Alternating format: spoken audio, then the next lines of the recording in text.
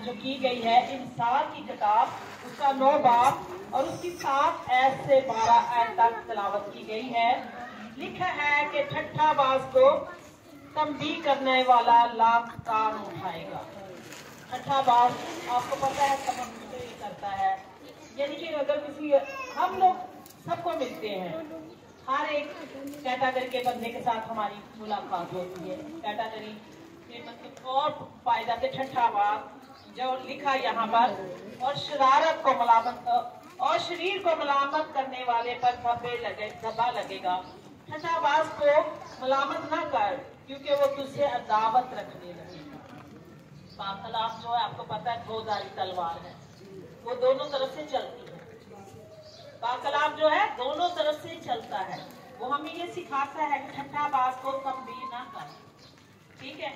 तो अक्सर लोग कहते हैं कि नहीं आप कलाम बयान करेंगे तो उनको पता चलेगा ना खुदा के पाक कलाम में से, लेकिन खुदा के पाक कलाम को, खुदा के लोगों को कहा गया कि तू ठट्ठे बाज को तंबीह करेगा ना, तो उल्टा तुझे क्या होगा, लाभ ताब उठाने पड़ेगी। अगर ठट्ठे बाज को तुम कुछ कहेगा कि कलाम में ये लिखा तो मजाक तेरा उड़ाएगा, ठीक करेगा, ले मैंने तो तेरा ज्यादा पता है।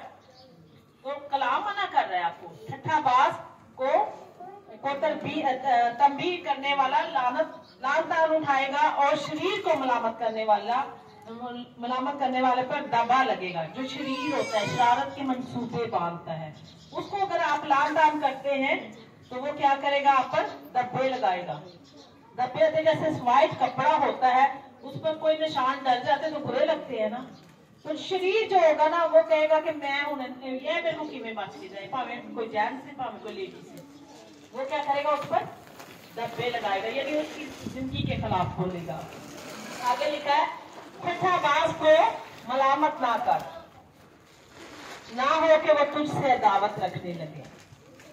बना को तरबियत कर, कलाम मुकद्दस कितना खूबसूरत फरमा रहा है आगे कि बना को तरबियत कर, वो तुझसे मोहब्बत रखेगा।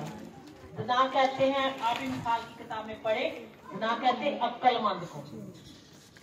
क्या कह रहे हैं, दना किसको कहते हैं, आपने जवाब देना है, अक्लमंद को। अक्लमंद को। तो बाइबल मुकद्दस हमें ये तरबियत देती है कि तू दना को तरबियत कर, और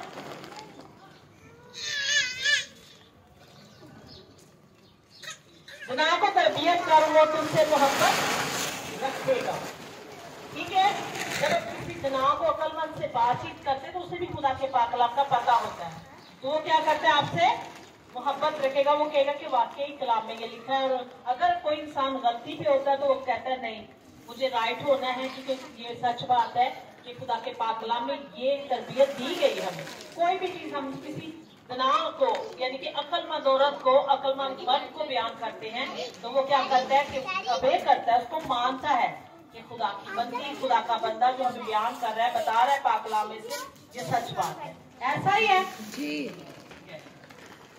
आगे लिखा है कि दना को तरबियत कर और वो और भी दना बन जाएगा, यानी कि उसे पाक कलाम का पता है। जो वो हम ऐसे जैसे आज हवाला निकाल के पढ़ रहे हैं तो क्या होगा, कलाम मुकद्दस में लिखा है कि उसे तरबियत करेगा तो वो क्या होगा, और भी दना बन जाएगा।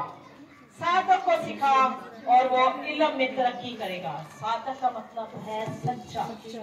सादक को सिखा तो वो क्या करेगा, इल्म में तरक्की करेगा। सादक को सिखाएगा तो जो भी शख्स है तो वो क्या करेगा, आगे इल्म में तरक्की करेगा। तो हम अपने बच्चों को, जैसे आज हमने संडे स्कूल करवाया, तरबियत दे रहे हैं, तो बच्चे जो आपको पता है सच्चे होते हैं, छोटे बच्चे जो होते हैं तो वो क्या करते हैं, जब खुदा के कलाम को अपने अंदर लेते हैं तो क्या करते हैं, सच बोलते हैं। तो बड़े भी जब उसको मानते हैं तो क्या करते हैं, सच बोलते हैं। सादक का मतलब है सच्चा। तो हमने क्या करना है, जब खुदा के पाक कलाम को लेना है तो सच ही को मानना है। आगे क्या है, खुदा का खौफ हिकमत का शुरू है। जिस मर्द के अंदर, औरत के अंदर खुदा का खौफ है तो हिकमत का क्या शुरू है।